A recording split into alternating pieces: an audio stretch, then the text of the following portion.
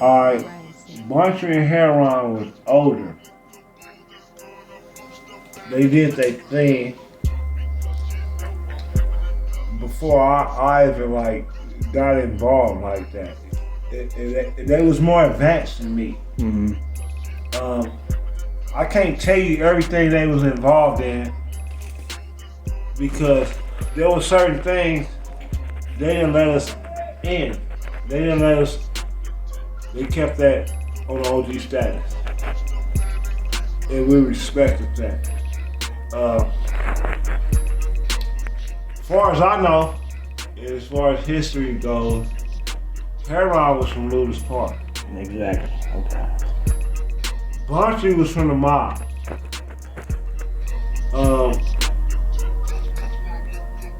How was Buntry's heart? Montre, I know more about Montre than I know about Heron. Cause I'm from the mob, right? So Montre, good heart. He could love anybody, but he's a gorilla. He's a killer on the streets. Like boxing was his priority. Yeah. Like, all the other stuff was secondary. But he 100% with it all. He was a good boxer? Yeah, Buntry he was a knockout artist. And he beating up anybody coming in his face. So that shit Keefy D said, fucking no, Buntry's beating bullshit. Everybody up. Buntry's beating everybody up. Homies, look, the homies, he beating them up. He beating up the enemy too. And they all know. That's what Montre was about. You know what I mean? But one thing was there any good? One thing Buntry did though, like he taught certain little homies some real things, how to survive in this. Before we even saw his demise coming. I never thought Buntry would be dead before me. No shit. Cause the way he move and how he get down. Mm-hmm. This is how the streets is. You can't control what's going on out there. You don't know what's going on. You can anticipate what's going on. But yeah. Where were you when you found out Buntry died, man? You remember? Yeah. I was in a bad place in my life at that moment. No shit. I was restricted to really take part in the celebration of him passing due to some street shit. And that affected the mob big time. It affected the mob, it affected me. So how bad did it affect the mob when Buntry passed? That's probably the most hurtful death in the mob.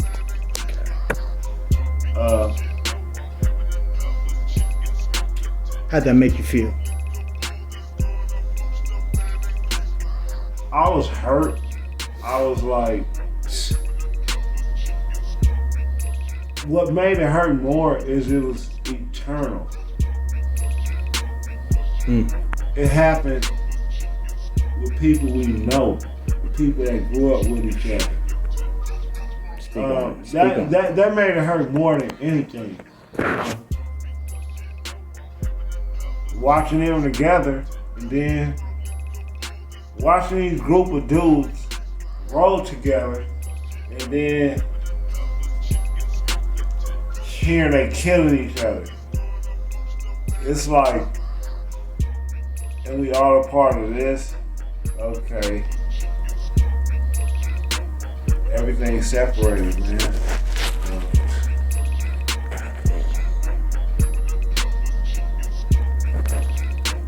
And I like what I don't want to do. I don't want people to blame Suge. No. Um, Because they do. they blame him. Why do you think they would blame Suge? Because, you know, he had the money, man. He had the money. But he loved Montre, Yeah. right? I mean, But when I say blame him, I'm not just talking about blaming him for one incident. I'm talking about blaming him for the separation in the neighborhood. okay. Like, the mob is deeper than death row. It was the mob before it was death row. Yeah. So what a lot of people don't understand is like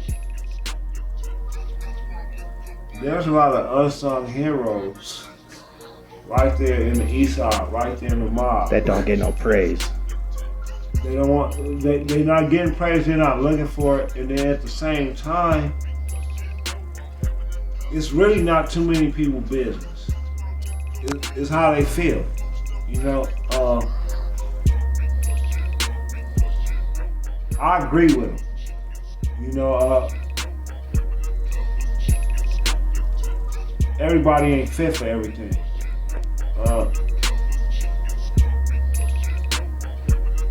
Like I said, and I want to reiterate, it was a mob before it was death row. Everybody want to know about what happened to Tupac.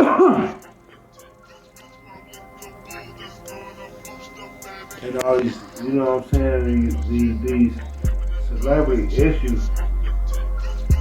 But while all that was going on and death row was in existence, the mob was, we had so many enemies, even from the same side. Mm-hmm. And now death row gone, the real mobsters, they out there.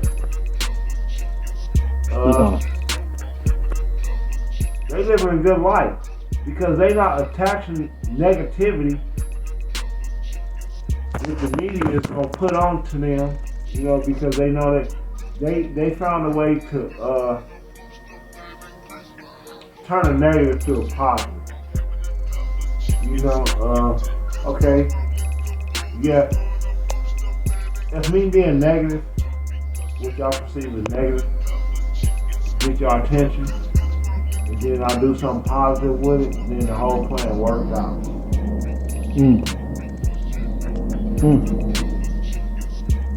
That's just, it comes from my upbringing. You have to make noise to be heard. And then once people listening to you, you have to have something to say. When you have the stage and the spotlight, it's on you. You don't have it that long. They're not going to keep it on you that long. There's too much going on in this world. And you are not that much for them to cut off the whole, what's going on in this whole world for you and what you're going through. When you have your 15 minutes of fame, you utilize them to the best of your ability and what you want people to know you for. While you're here until you know. You send a message, you can come from growth. Show people your downfalls. Show them your struggles. And show them where you end up at. Like, it's about success and succeed. Overcoming hurdles. Hey man. Yeah. Having faith.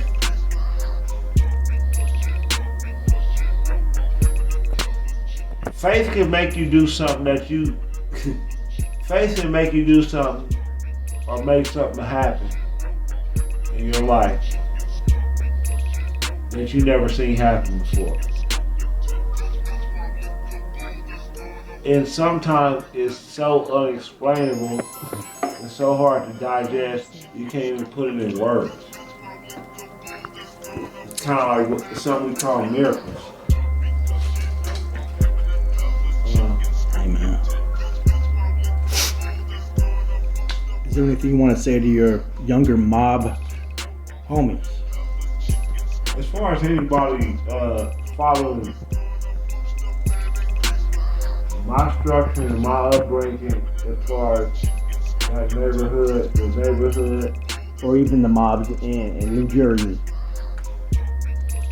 it's about unity, man. They want to hear you. It's about unifying and unity. It don't matter what state you from, where you from. I mean, like, we turned something. I mean, okay, gangbang. It got big, and it got a bad reputation. But we can flip everything around. It's on us. Like I said, once we got their attention, it's up to us to make it a reality. Like, the final outcome is on us. The final outcome is on us. What we need to do is stop being enemies with each other. Yup. Unify. First of all, what we have to do is understand we have we all have the same enemy. When we realize we have the same enemy, then we gonna come together. We should. The logical thing is to come together and defeat the enemy. To you, what's the definition of being a real PIRU? Somebody who know their history. Somebody who's not destructive. I don't know. Being a PIRU is just like being like a Crip or anything. Like, there's PIRUs that make money. There's PIRUs pimp. There's PIRUs that kill.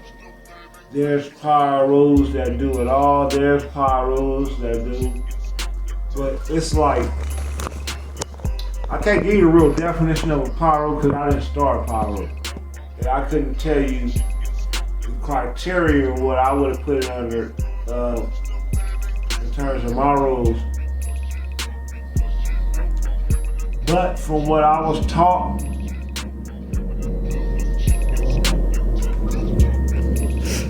PIRU is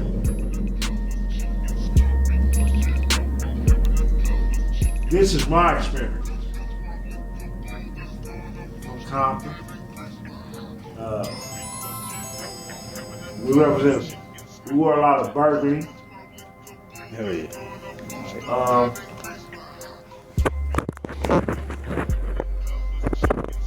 We had a lot of enemies. Ain't that the truth? And then we had a lot of unity amongst each other. Back when I started. Enemy. That's what PIRU was. It was not about going out to get a reputation. Because when I was, like, we go out and put in work, the homies be mad at us because we're gonna bring heat back over there to the hood. I don't know if they was mad because they didn't go with us to tell us how to do it and what to do. Yup. They way. Or if it was just like, we ain't tripping like that right now.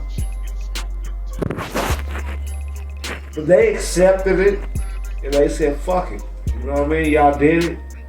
Let them come over here. It is what it is. But don't be doing certain shit without letting us know. Exactly. This is my definition of a PIRU. Like, you know, Structure. yeah, we was under a lot of structure. It's more like organization than the Crips, probably. Because you guys are outnumbered, probably. We had to be more unified because we was outnumbered, and then we didn't have to listen to too many people. I've never known a leader of PIRU or blood. We never had no leader as far as on the record, as far as I know. As far as I know, ain't nobody ever trying to take that rap. Can you name any people that had some influence on your PIRU? You know what I mean? You being a PIRU out there. Can you name any reputables that you had you looked up to, for instance? I'm gonna start as a mob in the blues part. Yeah, I had Montre, I had George, Mob James, Frank, rest in peace. Big Frank, rest in peace. Neckbone, hendog. How is my bad. How is Neckbone? People want to hear about Neckbone. How is he doing? Neckbone doing good, man. My bro, he doing good, living life. He always just been like, the dude don't say much, but like, he was like hendog. They don't say much, but they gonna do what they gonna do, man. Like, Neckbone, it's my big homie. Like, anybody got something negative to say about him, bro, it probably gonna spark flames with a lot of people. Because he's such a solid dude. Like, he one of the dudes from the mob, bro. Like, he one of the dudes from the mob that represent the mob the way I knew how to represent the mob up under their teaching and upbringing, in and out the system, on the streets and in jail. So Rodney Neckbone, his get down was one of the best you've seen as representing the mob. I'm tell you, I didn't really see Neckbone have to put it on too many people around the neighborhood. And then I was a little younger to go out on missions with him, right? Yeah. But I would hear the stories. I really haven't been into too much action with him. But I hear the stories on the streets and in jail. And how was it? We already know the rest. Undefeated. Yeah, okay. That's all I'm saying. As far as what I heard, undefeated. Shout out to Neckbone. My nigga Neckbone. Love you, homie. And how about Trey? Trayvon? Okay. Shout out to Trayvon. Trey used to be my best friend in 7th, 8th grade. We at each other's house every night, every day. He raising pigeons. He had the swimming pool in the neighborhood. No shit. He stayed a couple houses down from Police Ready on Pine. He stayed right a couple houses down. Trayvon had the swimming pool. He had the pigeons. Rest in peace to his uncle, Beef Reynolds, OG homie from the mob, PIRU, Lewis Park.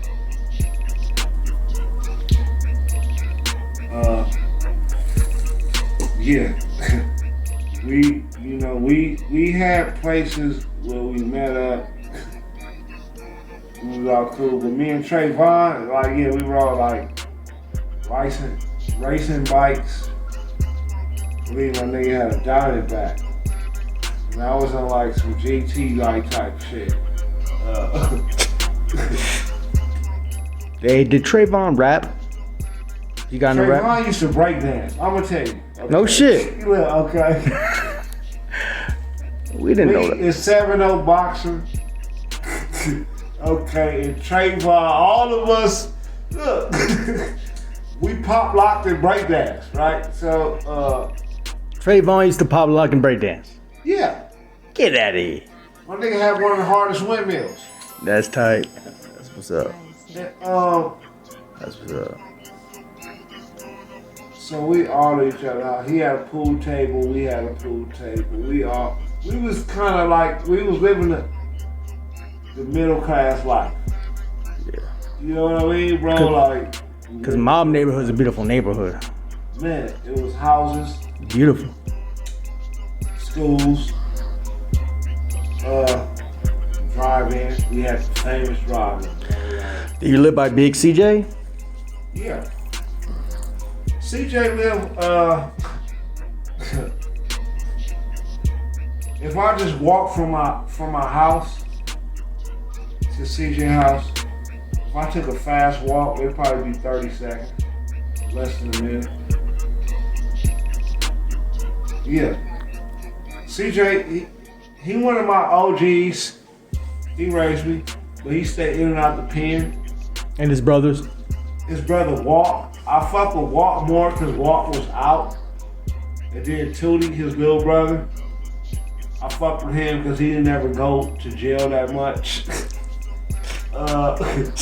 When the OGs was in and out. But yeah, I watched. They was like, How about Nate? Look, when I went to, when I walk up my street, I had OGs, like, I had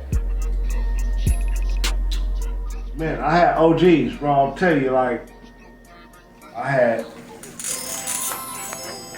Tim Robinson, Stanley Robinson, and then I had Georgie, rest in peace, MIP from the mob, Georgie, Montre Road Dog. Then I had Bruiser, his big brother, Ludus Park. Then I had Big Lee Ford, Eastside Mob Gang. And then right over there across the street, you got Walt, Tootie, and CJ. You know what I mean? Look, probably 15 seconds I could be, if I ran to their house from my house, probably like 10 seconds. I heard back in the day the whole streets were popping. Just everyone selling something, listening to music, eating food, you know what I mean? It was popping around that neighborhood. Yeah, so it was a lot of unity, and the money it wasn't a problem.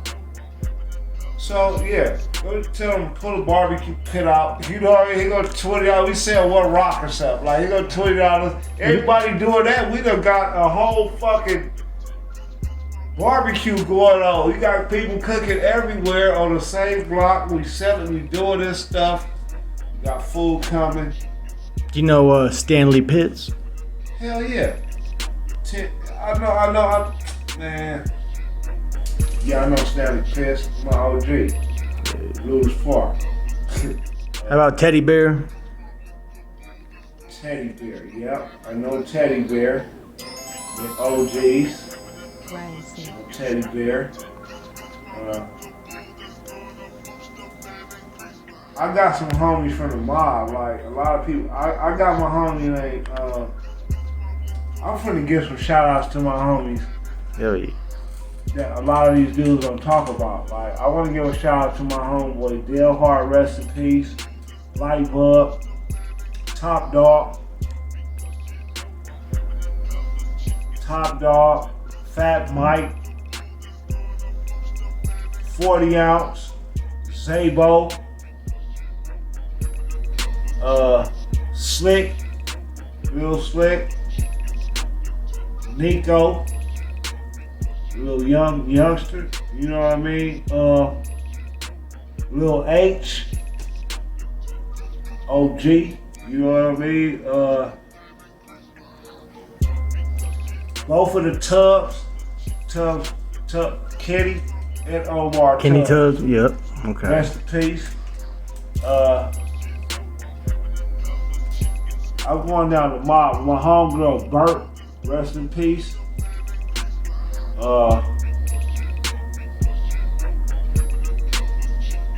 There's so many. Pooh, rest in peace. my homie Mike Rhodes.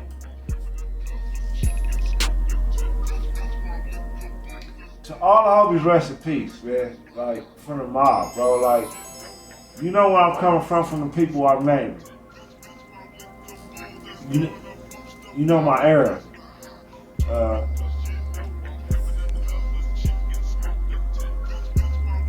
I hope I ain't forget nobody.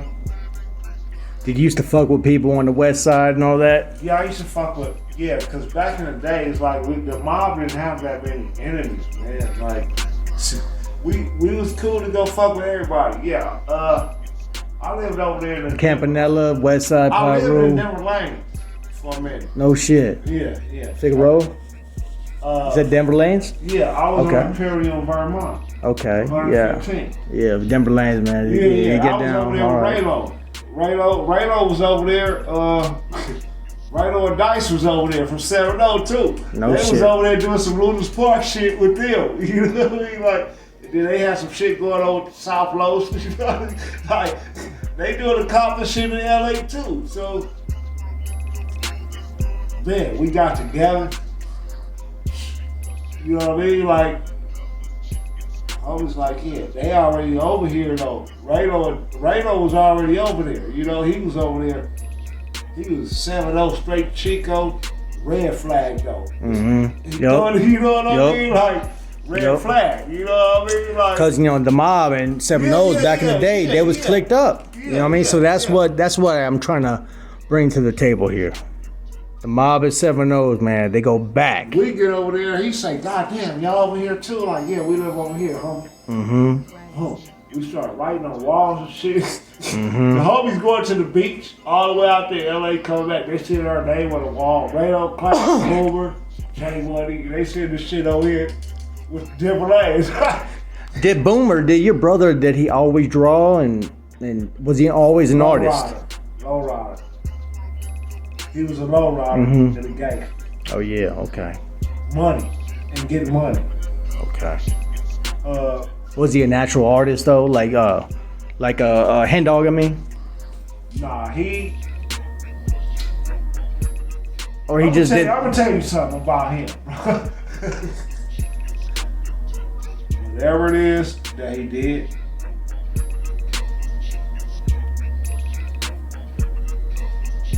whatever he talked to me about doing, whatever he had an interest in, I knew he was always gonna be at the top. He gonna compete for the top spot. This is hendog. You talking about hendog? No, Boomer. Oh my bad, okay. But him and Boomer and Hendog was so close. This is why I'm so close to Hendog. Because of Boomer. Yeah, exactly. Okay. Okay. Because so they both artists. Okay. They was the same size, pretty much.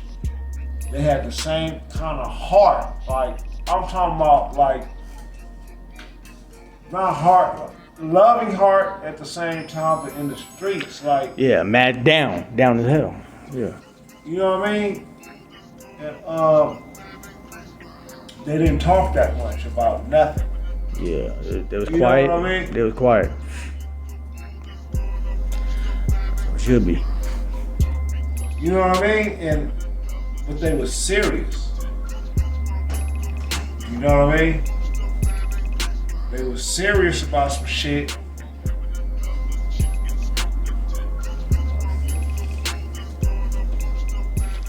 They was serious about some shit. When other motherfuckers was like, yeah. They weren't with the business. You know what I mean?